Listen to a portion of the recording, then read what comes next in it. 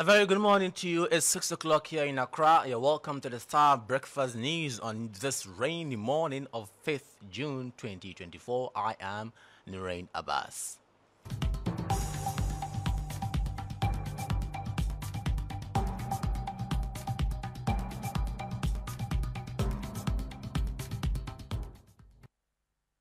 And coming up this morning, Health Committee extracts roadmap for payment of 2.4 billion cedis arrears owed the National Health Insurance Authority from Ministry of Finance.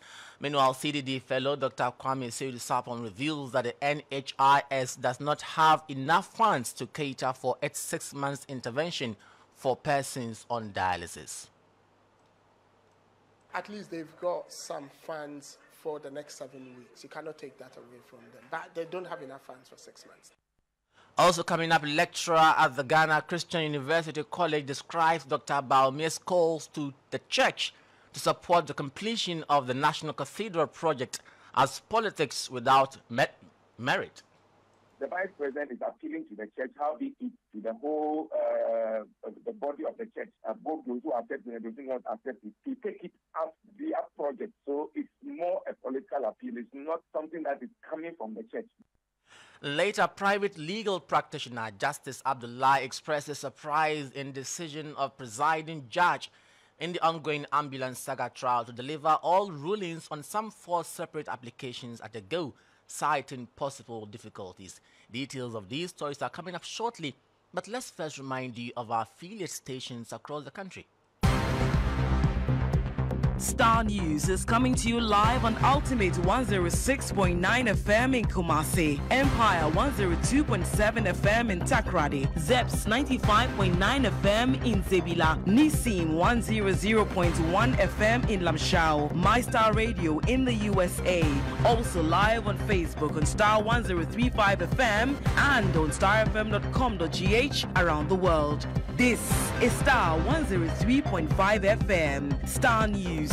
Informed, in depth, in touch.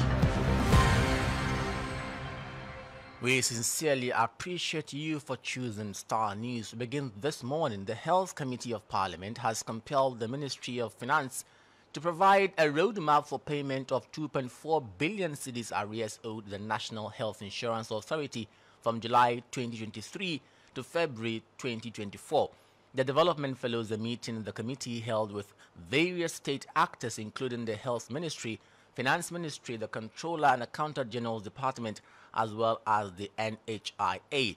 Now, addressing the media after the meeting with the stakeholders, Chairman and Ranking Member of the committee, Dr. Ayu Efiye and Kwabena Mintakando, expressed hope the roadmap for the release of the funds agreed upon will be respected.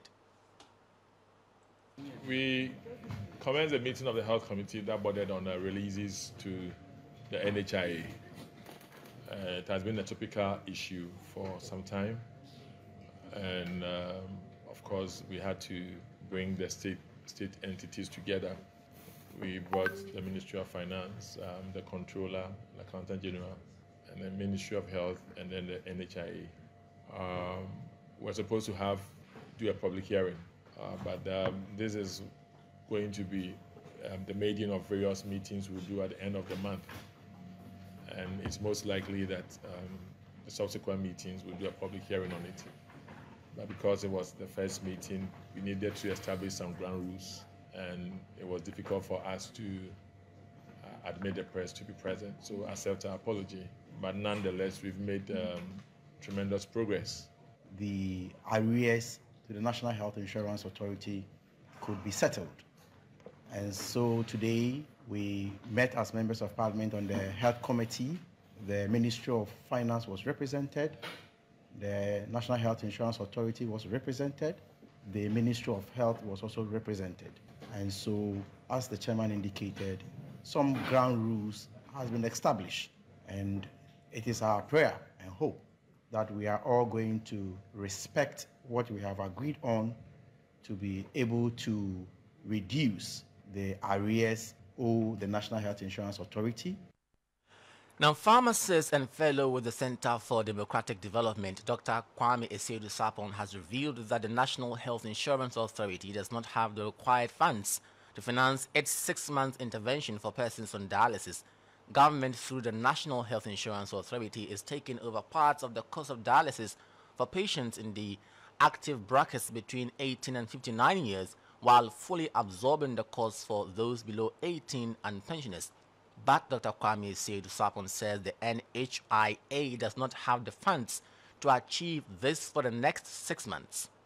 I've maintained that it's a good thing because at least they've got some funds for the next 7 weeks. You cannot take that away from them. But they don't have enough funds for 6 months. That if you look at the official documentation that the NHIS put out themselves, for the 73 patients that would be covered, they would need about 7.45 million, and they've got 2 million. So there is a shortfall. But you cannot put that shortfall at the doorstep of the NHIS because their funds are stuck with the government. So whatever you do, the government has to release those funds to them.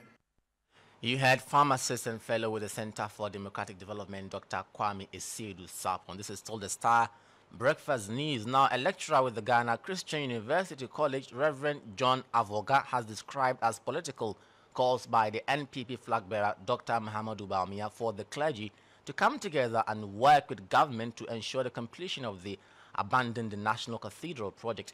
Now, the project was expected to be completed in March this year, but has since stalled at preparatory level due to lack of funds. Listen to Bawumia. But I think that as it stands now, the church has to come together and government and let us sit down and talk about the way forward for the National Cathedral.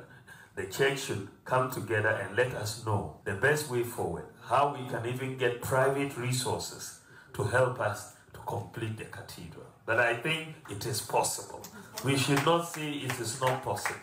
Let us all sit back together and figure out the way forward on how to complete this cathedral. I think if we all come together, we'll figure it out. I really believe so. So I want us to come together and sit down and see the best way forward to generate the resources to complete, because we can't leave it where it is.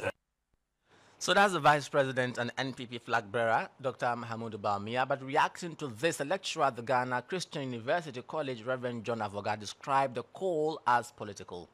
The building of the cathedral is not an ecclesiastical project. When I say ecclesiastical, it's not coming from the church. Even though a section of the church, I cannot tell the percentage, support it, they accept it. But there is also another section that do not accept it because they do not really see the need for it. And so the Vice President is appealing to the church, how be it to the whole, the body of the church, both those who accept it and those who not accept it, to take it as their project. So it's more a political appeal. It's not something that is coming from the church, but it's coming from the government or from the party that decided to build it.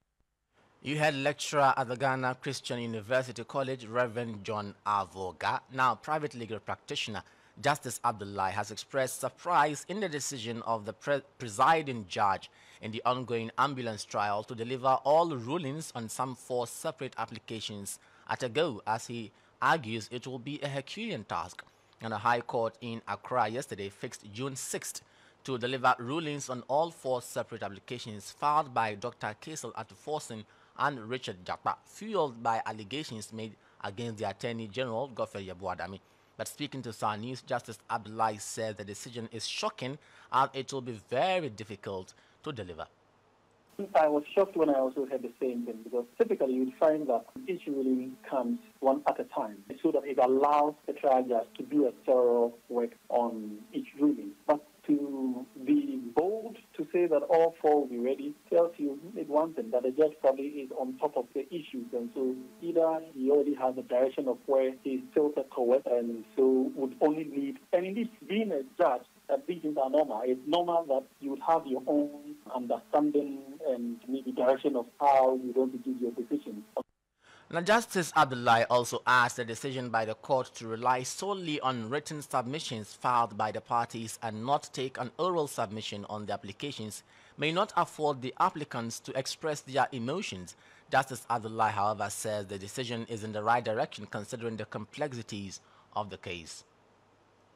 it is an acceptable part of our legal practice that judges sometimes would like to rely on written submissions rather than viva voce submissions. For a lot of reasons, this is convenient, and sometimes viva voce could take a very long time, and you may need people to transcribe what is said and all of that. So it could be very laborious and difficult sometimes, particularly looking at the complicated nature of this case at hand. I think it is because of that the judge feels that maybe filing a written submission would be the most appropriate way to go. There is no law that forbids what the judge has done. And that was private legal practitioner Justice Abdullahi. Now here is some good news for Paramount and Divisional Chiefs as well as Queen Mothers out there, because the Vice President and NPP flag bearer Dr. Mahamudu Bawumia has pledged to pay a living allowance to the Chieftaincy Institution. According to him, the Chieftaincy Institution must be financially resourced to help decentralized government projects. He believes the Chieftaincy Institution will be empowered to take decisions that will help government when they are effectively resourced. Dr. Bawumia spoke at a meeting with the Greater Accra Regional House of Chiefs as part of his Greater Accra tour. To be able to get the Chieftaincy Institution to really play its proper role, financially, the institution needs to be resourced, because you can't give them responsibility without resources.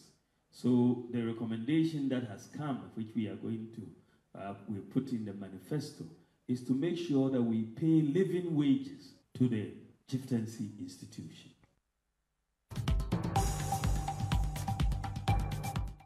And that brings us to the end of the Star Breakfast News this morning. Many thanks to you for tuning in. When you log on to starfm.com.gh, you'll find more news updates there. I am Nurein Abass. Next on your radio are the sports team, and then Speak Right and Francis Aban continues with Morning Star. Do have a great day.